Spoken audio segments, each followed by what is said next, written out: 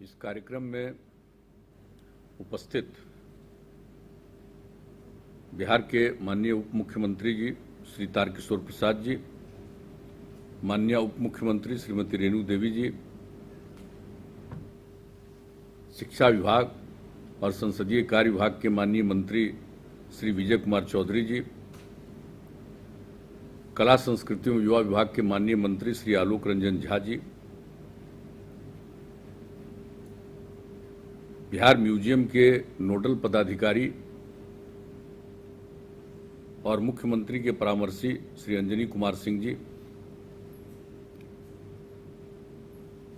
Video conferencing के माध्यम से जुड़े हुए भारत में फ्रांस के राजदूत हिज एक्सेलेंसी इमैनुअल लेनिन जी,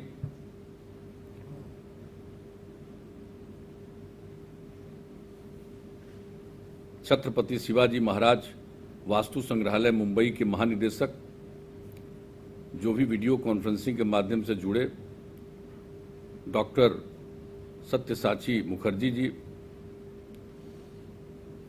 यहाँ पर मौजूद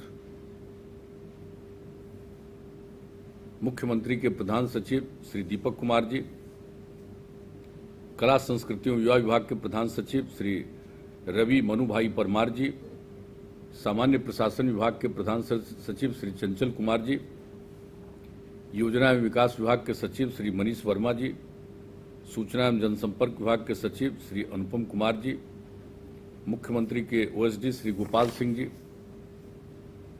कला संस्कृति एवं युवा विभाग के अपर सचिव सह बिहार संग्रहालय के निदेशक श्री दीपक आनंद जी, बिहार म्यूजियम बिनाले 2021 के project director doctor Alka Pandey ji, video conferencing के माध्यम से जुड़े हुए देश के और अन्य सभी कला प्रेमीगण, कला संस्कृति एवं युवा विभाग के सभी पदाधिकारीगण एवं कर्मीगण, प्रिंट एवं इलेक्ट्रॉनिक मीडिया के पत्रकार मित्रों, छायाकार बंधुओं और इस कार्यक्रम से जुड़े हुए बहनों एवं भाइयों, मैं सबसे पहले बधाई देता हूं कि आज बिहार म्यूजियम बिनाले 2021 के कार्यक्रम की शुरुआत की गई है और आज बिहार दिवस है।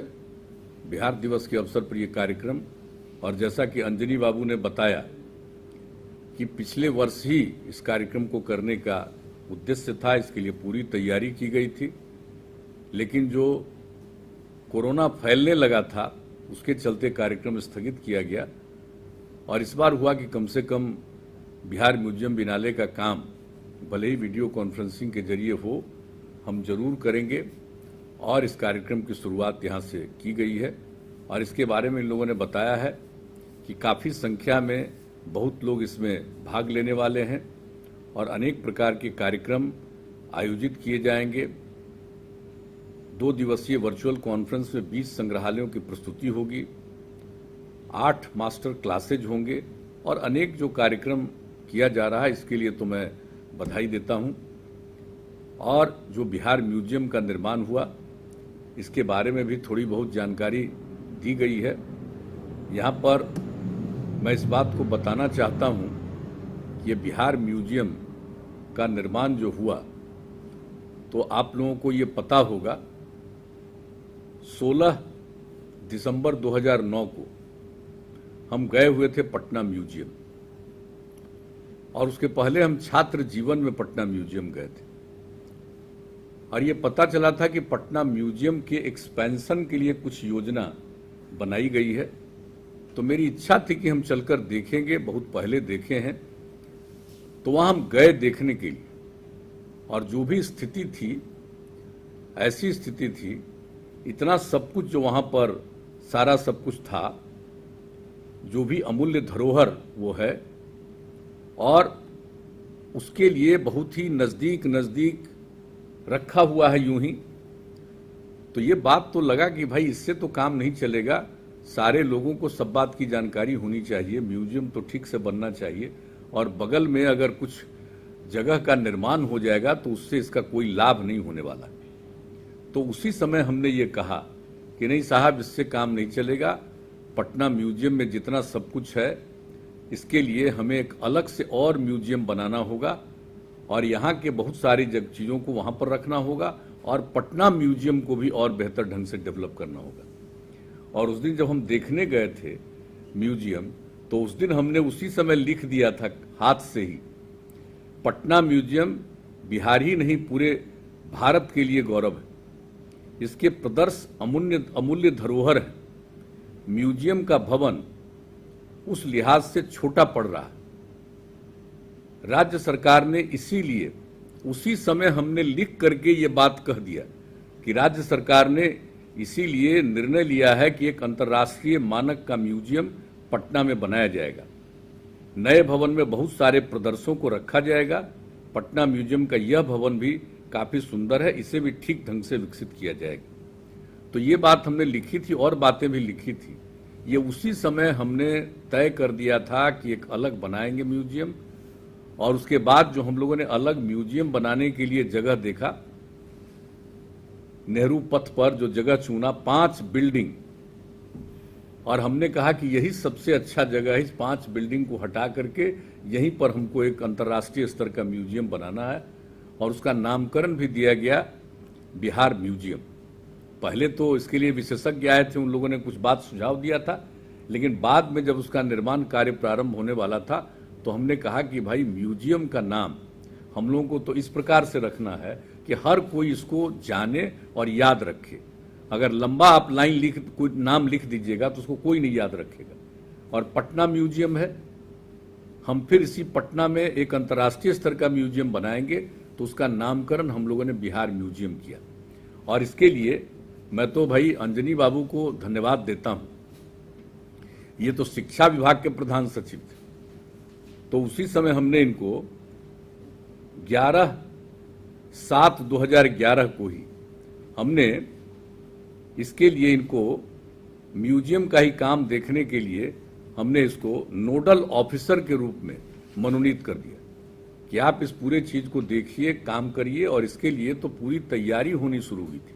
आप समझ लीजिए कि 2009 में हम जा करके 2009 के अंतिम में 16 दिसंबर की, जिसकी हमने 16 उस दिन बात की, और उस दिन के बाद से लगातार इस पर चर्चा होना शुरू हुआ और अंततोगत्वा इसके लिए सारा काम जो किया गया, ये सबको मालूम है कि किस तरह से इसके लिए हम लोगों ने स्वीकृति दी। लेकिन ये हुआ कि जब भाई अंतर्राष्ट्रीय म्यूजियम बनेगा तो अंतर्राष्ट्रीय म्यूजियम किस प्रकार का बनेगा, कैसा बनेगा, इसके दुनिया के विशेषज्ञ को इससे जोड़ना होगा। और जब हम अंतर्राष्ट्रीय म्यूजियम बनाना चाहते हैं तो कोई भी काम स्थानीय स्तर का नहीं होगा। इसके विशेषज्ञ, इसके सलाहकार सब अंतर्राष्ट्रीय स्तर के होंगे। और उसी में चयन किया गया, आप जान लीजिए, मुख्य योजना परामर्शी के रूप में लॉर्ड कल्चरल रिसोर्सेज कनाडा को, जिनके द्वारा कितने 100 से अधिक संग्रहालयों का निर्माण में उनकी भूमिका रही है। तो कई तरह के काम कर चुके थे, उनको यहाँ पर इसके लिए आमंत्रित किया गया, उनको इस काम के लिए लगाया गया कि आप इस काम में कीजिए। यहाँ आने के बाद उसकी टीम ने किया और उन लोगों ने पूरे तौर पर जो यहाँ के इतिहास के बारे में जानकारी ली, अनेक लोगों से बातचीत की और एक दिन बैठ करके वो हमसे बातचीत करने लगे। तो हमने उसी दिन उनको बहुत सारी चर्चा की और चर्चा करने के बाद उन लोगों ने किस तरह का ये बनेगा, कैसा होना चाहिए, इस सब के बारे में उन लोगों ने इसकी सलाह दी। और इसके बाद भी आखिर भाई जो संग्रहालय बनाएंगे, नए संग्रहालय बनाएंगे, तो किस तरह का संग्रहालय बनना चाहिए, तो इसके लिए भी लोगों को आमंत्रित किया गया। सभी लोगों ने कई तरह के सुझाव दिए और अंततोगत्वा जापान के माकी एंड एसोसिएट्स का चयन किया गया। तो इस तरह से कि अंतर्राष्ट्रीय स्तर का बने, किस तरह का ये बिल्डिंग बनेगा। कई लोग आए थे, कई प्रकार का बिल्डिंग लोगों ने सजेस्ट किया और जो एक बिल्डिंग था उसी को कमेटी बनी थी, उसने सजेस्ट किया और कमेटी सजेस्ट कर चुकी थी। ऐसे ही एक रोज मेरे पास लोगों ने कहा कि भाई ये आ गया है और 3 उन्होंने बिल्डिंग का रूप बताया, डिजाइन का रूप, और कहा कि जरा आप भी देखिए। तो हमने हाथ जोड़ करके कहा कि आप लोगों का काम है, इसमें हमारी क्या भूमिका है। तो कहा कि इसमें आपकी कोई भूमिका नहीं है, आप कुछ कहिएगा उसका कोई मतलब नहीं है। हम लोगों की कमेटी तय कर चुकी है, हम लोग इसको अनाउंस करेंगे, लेकिन ऐसे ही हम पूछ रहे हैं कि आपको इन तीनों में कौन अच्छा लगता है। तो हमने कहा भाई ऐसी बात कर रहे हैं तो हमने देख करके कहा, और यही अने मार्ग में लाए थे, तो उसको हमने देख करके एक को कहा कि भाई तो बहुत अच्छा है, तो लोग बड़ा प्रसन्न हुए और लोगों ने कहा इसी का तो चयन हम लोगों ने किया, और उसी के आधार पर इसका निर्माण का निर्णय हुआ। और उसके अलावे निर्माण कौन करेगा, तो ख्याति प्राप्त भवन निर्माण एजेंसी जो है L&T, उसका चयन किया गया। और ये सारा काम जिस तरह से शुरू किया गया, 16 जून 2013 को 498 करोड़ रुपए की लागत से अंतर्राष्ट्रीय स्तर के संग्रहालय के निर्माण की स्वीकृति दी गई। बाद में तो इसका और भी कॉस्ट बढ़ा, और इसका शिलान्यास करने का अवसर मुझको मिला 9 जुलाई 2013 को। इसका शिलान्यास किया, इसके बाद काम शुरू हुआ, और तय तो हुआ था कि इसको 2 साल के अंदर पूरा कर दिया जाएगा, 2 साल से भी कम हम लोगों ने तय किया था। और उस समय आप जानते हैं कि हम लोग बिहार दिवस मनाना शुरू कर दिए थे, तो उस समय तय किया था कि 2015 के बिहार दिवस के अवसर तक इसको बना दीजिएगा। लेकिन वो ऐसी परिस्थिति थी, उस समय तक तो नहीं बन पाया, लेकिन उसका एक हिस्सा उसके बाद 2015 में ही बना, उसका भी उद्घाटन किया, और बाद में पूरा बन करके निर्मित हुआ 2017 में। और वो बापू की जयंती के अवसर पर ये बना 2 अक्टूबर को, उसका भी पूरे तौर पर उद्घाटन 2017 में किया गया। और किस प्रकार का सुंदर सब कुछ बना है, एक एक चीज। और जब इसका 2 अक्टूबर को उद्घाटन हुआ, तो उसके बाद आदरणीय प्रधानमंत्री जी एक दूसरे कार्यक्रम में पटना आए थे, और आने के बाद ही एयरपोर्ट पर उन्होंने कहा कि भाई हमने देखा है कि बिहार म्यूजियम बना है और बहुत अच्छे ढंग का बना है, और हमने कहा कि आप चल करके देखिए। तो जिस कार्यक्रम में गए उसके बाद वहां पर आए, और घंटा 1.5 घंटा उन्होंने भी देखा और इसकी प्रशंसा की। जहां तक मुझको याद है, लगता है 14 अक्टूबर को ही वो आए थे उसी साल 2017 में, तो उस समय उसको उन्होंने भी देखा। तो क्या इसको देख लीजिए, और किस तरह से लोग हजारों की संख्या में प्रतिदिन आते हैं। और आपको मालूम है, जब हम लोग म्यूजियम बना रहे थे, स्थल का चयन किया था, कितनी बाधाएं की गई थी उत्पन्न, और कितने लोग जो अपने को मानते हैं बहुत बड़े विद्वान हैं, लेकिन उन लोगों ने क्या क्या वक्तव्य दिया था।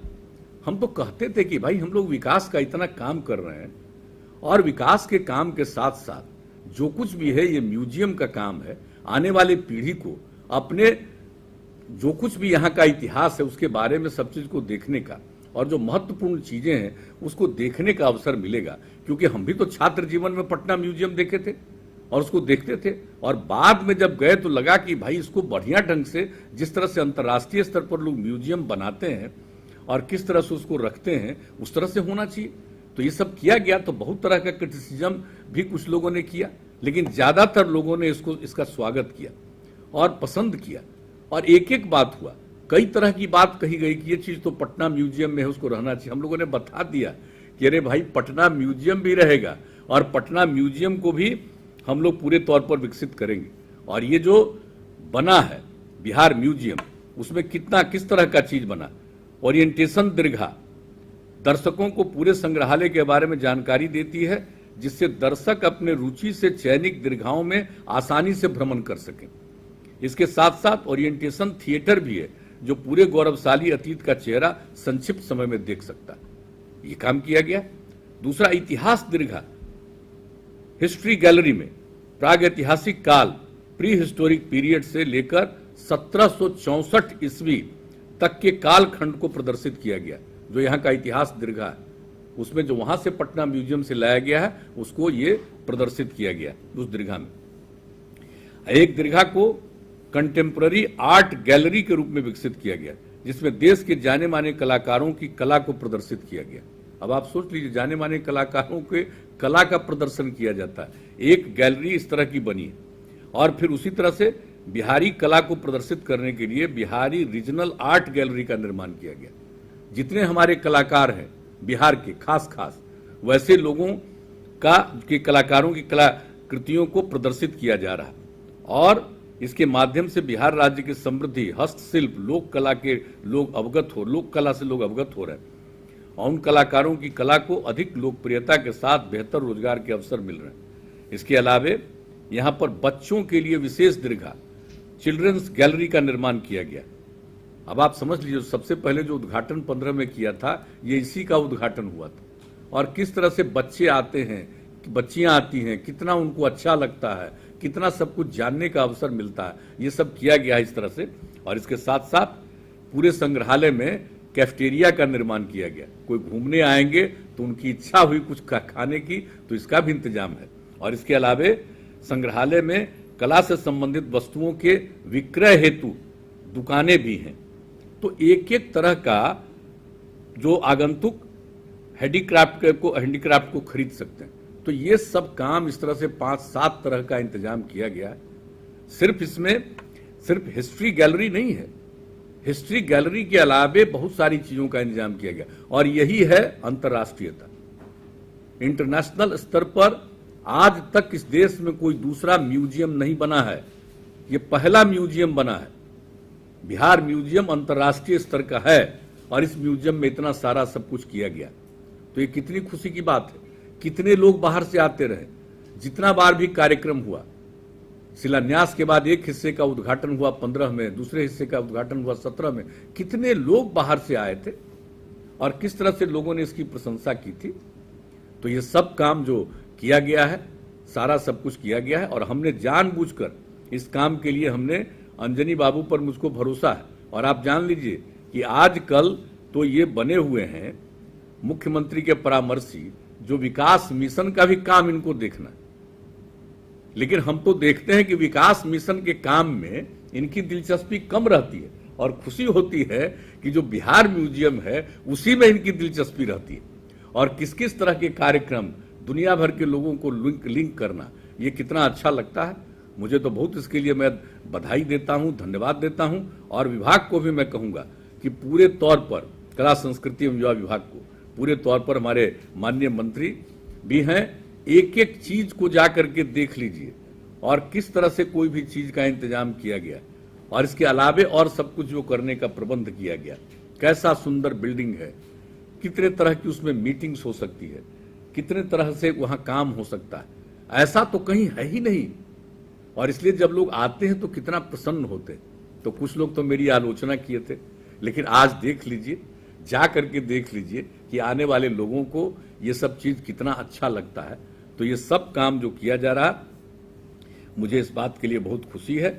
और एक बात हम और कह देना चाहते हैं आज के अवसर पर, ये बिहार म्यूजियम बिनाले का आयोजन आपने किया है और इस तरह का कार्यक्रम तो आगे भी करिए। बिनाले का है मतलब 2 साल तक करिएगा, तो ये काम तो करिए।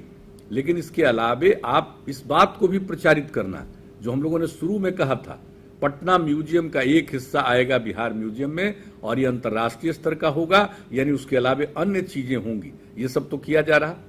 लेकिन जो पटना म्यूजियम है, उस समय भी हमने कहा था, और पटना म्यूजियम को जो पूरे तौर पर बनाया जा रहा है बेहतर ढंग से, आप अच्छी तरह जान लीजिए कि एक एक चीज जो वहां पर किया गया है। विश्व प्रसिद्ध राहुल सांस्कृतायन द्वारा तिब्बत से लाई गई पांडुलिपियों को पटना संग्रहालय में रखा गया। और हम जाकर के देखे, हमने कहा भाई यूं ही रखा हुआ है। ये जब वहां से ये बात आई है पांडुलिपियों को, इन सब चीजों के बारे में तिब्बत से आया है, इसके बारे में पूरी जानकारी, पूरा इतिहास वो सिर्फ रखा हुआ है। इसका तो पूरा का पूरा अनुवाद करवाइए, विभिन्न भाषाओं में लिखवाइए, अंग्रेजी में करवाइए, हिंदी में करवाइए। इसके लिए लोगों को जो अनुरोध किया गया, जो लोग इस देश से लगे हुए लोग हैं, तिब्बत से जुड़े हुए लोग हैं, उनके लोगों से जो यहाँ पर जो काम कर रहे हैं, उन सब लोगों को कहा गया कि भाई इसका करिए, अनुवाद करके बताइए, ताकि नई पीढ़ी के लोगों को तिब्बत के बारे में एक एक चीज की जानकारी हो। और ये कहाँ रखा जा रहा? ये पटना म्यूजियम में रखा जा रहा। अभी जाकर के देखिए, ऐसे ही दिखाई पड़ेगा, राहुल सांस्कृतायन जी की याद आएगी, तिब्बत की याद आएगी। लेकिन क्या चीज है, कितनी बड़ी चीजें हैं, क्या कुछ लेकर के आए हैं राहुल सांस्कृतायन साहब, उन सब चीजों के बारे में सबको जानना चाहिए। यह इंतजाम किया जा रहा है पटना म्यूजियम में। और यही नहीं, एक एक चीज का किया जा रहा। और आप जान लीजिए, जो हमने कहा कि अनुवाद करने की भी योजना है, कई प्रकार की चीजें। और यहां इसके अलावा यहां नेचुरल हिस्ट्री गैलरी भी होगी, जहां 2 करोड़ वर्ष पुरानी चीड़ प्रजाति के वृक्ष का जीवाश्म, फॉसिल्स ऑफ चीर पाइन ट्री भी संग्रहित है, पटना म्यूजियम में रखा हुआ है। बताइए, उसको भी ठीक ढंग से प्रचारित नहीं होता। बहुत अच्छे ढंग से देखना चाहिए कि भाई ये कितना पुराना चीज है, कितना 2 करोड़ वर्ष पुरानी चीज है ये, और इन चीजों के बारे में नई पीढ़ी को जानकारी। ये कहाँ रहेगा? पटना म्यूजियम में रहेगा। ये नहीं है कि पटना म्यूजियम को खत्म करने के लिए उठा करके बिहार म्यूजियम में ले आए, उसको पटना म्यूजियम में रखा गया है ताकि एक एक चीज लोगों को जानेंगे। और किस तरह से जो पहले का भवन है उसके पीछे कितना सुंदर ढंग से डिजाइन बना करके उसका निर्माण किया जा रहा, ताकि जितनी चीजें हैं तो सब चीजों के बारे में, सब चीजों को उसके बारे में ठीक ढंग से उसको रखा जा सके। ये सारा सब कुछ किया गया है। तो हर प्रकार से हम लोगों ने ये कोशिश करने की कोशिश की, ये कोशिश करने का प्रयास हम लोग कर रहे हैं। और पटना म्यूजियम भी बहुत अच्छे ढंग से सब कुछ दिखाई पड़ेगा। और इसमें जो दीर्घाएं होंगी जरा जान लीजिए। डॉक्टर राजेंद्र प्रसाद दीर्घा, राजेंद्र बाबू के बारे में बहुत सारी चीजें वहीं पर है। वो क्या कपड़ा पहनते थे सब कुछ है, जरा गौर से देख लीजिए एक एक चीज। राजेंद्र बाबू की जो भूमिका और बिहार से उनका जो संबंध, देश के प्रथम राष्ट्रपति, और उनका सब कुछ है, तो एक तो वो भी रहेगा। अभी हमारे मित्र बोल रहे थे उप मुख्यमंत्री जी, तो ये सब तो बिहार पटना म्यूजियम में ही कर दिया जाएगा। राजेंद्र बाबू का वो सारा काम उसी में किया जा रहा है। और नेचुरल हिस्ट्री गैलरी तो आप जानते हैं, पंडित राहुल सांस्कृतायन गैलरी जिसमें वो लाए हैं तिब्बत से, वो सब चीजें रहेगी। आर्ट गैलरी, पेंटिंग गैलरी, ये सब रहेगा। और अभी आप जान लीजिए, बुद्ध अस्थि कलश पटना म्यूजियम में रखा गया है, और इसको हम लोग ले जा रहे हैं वैशाली में। बुद्ध सम्यक दर्शन संग्रहालय सह स्मृति स्तूप का निर्माण हो रहा, और उसी में ये वहीं से निकला था बुद्ध अस्थि कलश, वहीं पर उनको भेजा जाएगा और वैशाली में ही जाएगा। लेकिन बाकी जितनी चीजें उन सबों को, और सब कमरे में ऐसे ही रखा हुआ है, सब चीजों को ठीक ढंग से प्रदर्शित, हमारे हिस्टोरिकल चीजों को प्रदर्शित करने का ये पटना म्यूजियम में होगा। और देख लीजिएगा, पटना म्यूजियम और बिहार म्यूजियम एक दूसरे से जुड़ा रहेगा। कोई भी पटना म्यूजियम जाएंगे, उनको पटना म्यूजियम के अलावे बिहार म्यूजियम में भी जाने की अनुमति है। कोई बिहार म्यूजियम आएंगे, उनको बिहार म्यूजियम के अलावे पटना म्यूजियम जाने की अनुमति है। और मेरी तो एक ख्वाहिश है, अब देखिए वो कब पूरा होगा। हम तो चाहते हैं बिहार म्यूजियम को और पटना म्यूजियम को अंडरग्राउंड हम जोड़ देंगे।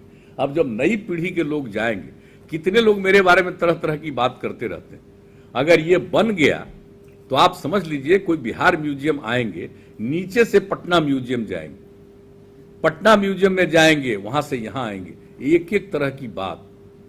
और पटना म्यूजियम में कुछ सांस्कृतिक और पुरानी ऐतिहासिक चीजें भी हैं, वो एक स्थल भी है बहुत ही ऐतिहासिक।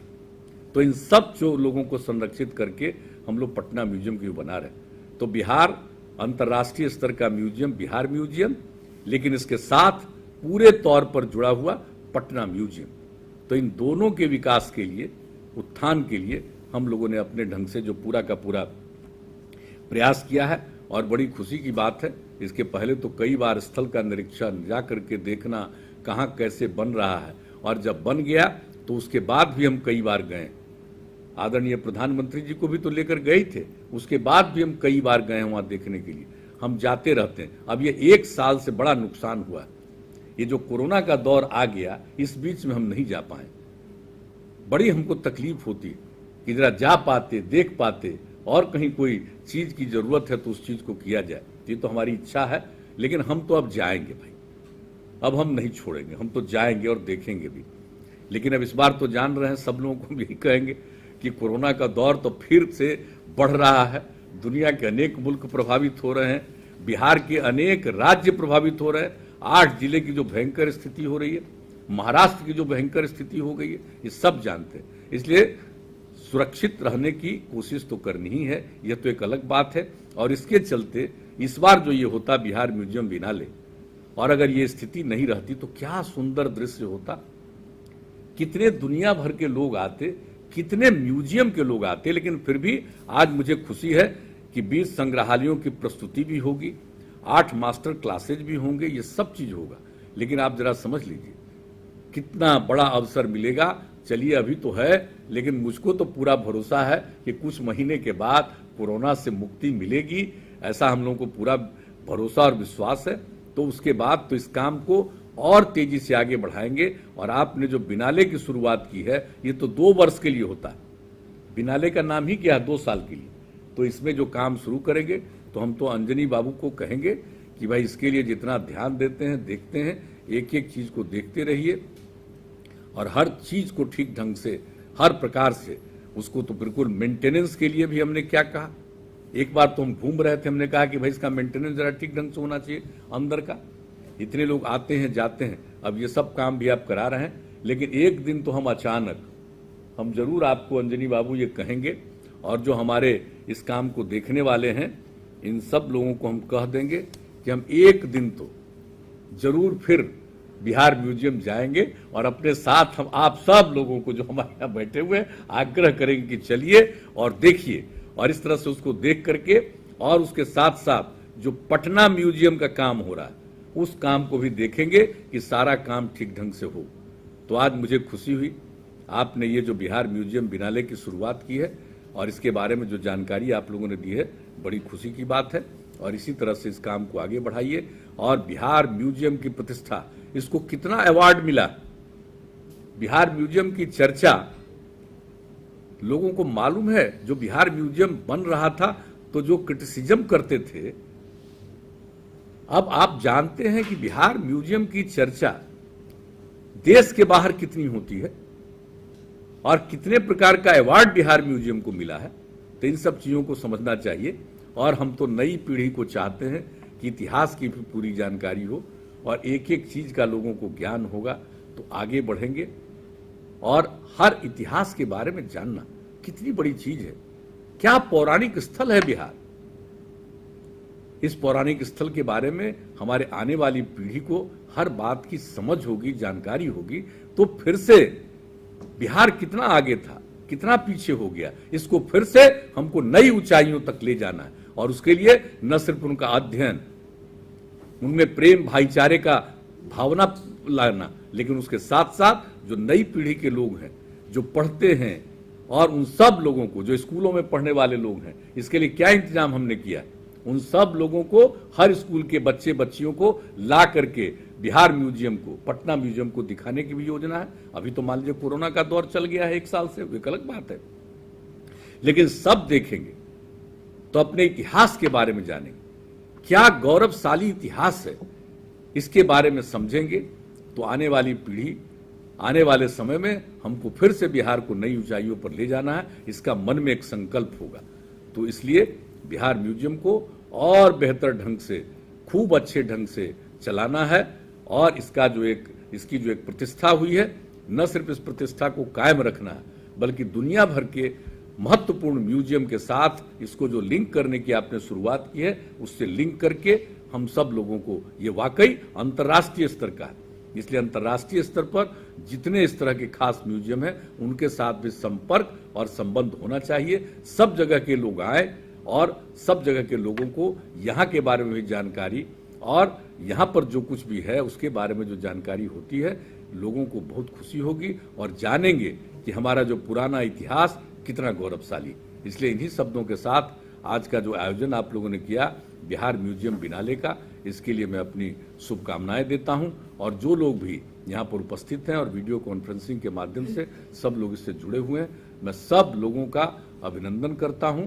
और इस कार्यक्रम को खूब अच्छे ढंग से अनेक दिनों तक, 7 दिनों तक जो चलाने वाले हैं, ये कार्यक्रम बहुत अच्छे ढंग से क्रियान्वित हो और लोगों पर इसका बेहतर असर पड़े, यही हमारी शुभकामना है। इन्हीं शब्दों के साथ आप सबको धन्यवाद देते हुए मैं अपनी वाणी को विराम देता हूँ।